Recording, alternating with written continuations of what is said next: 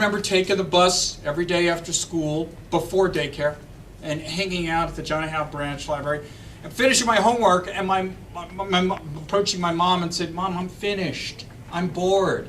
Oh, gosh. And my mother, little Hortensita, you kids, my mom was about 4'8", and she just ran my sister and I like there was no tomorrow.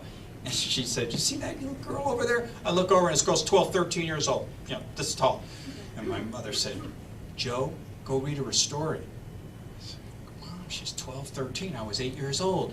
She said, "Joe, she doesn't know how to read." Well, it's because I love to read. It was how I escaped. It was my doorway to the world. We were modest kids. My mother had an apartment raising 2 kids by herself. I said, "Well, Mom, okay, but she's kind of big." My mom said, "I'll tell you what, Joe, I will give you a nickel." You can't make this kind of stories up.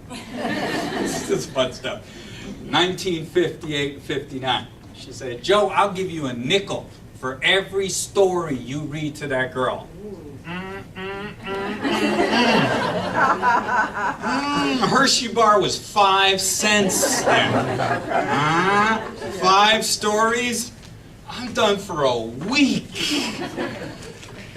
And I was just thinking, you know, the money, I picked up, you know, a fairy tale and read it to her and whatnot. But I was thinking, this realization, this epiphany, now that I'm an adult,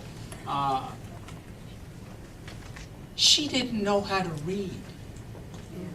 I taught her, a kid who was bigger than me, 13, 12 years old, about what was beyond the world, what was there beyond us on that one bus line in Albany, New York, beyond what was in those apartments, beyond what we could be. And then fast forward to the future. Bruce mentioned it, and thank you, Bruce, for inviting me, and I would come every single day to help you. I would do this because outside there are another 100 or 200 Jose's and Gloria, my sister and I. They're out there. They're just waiting.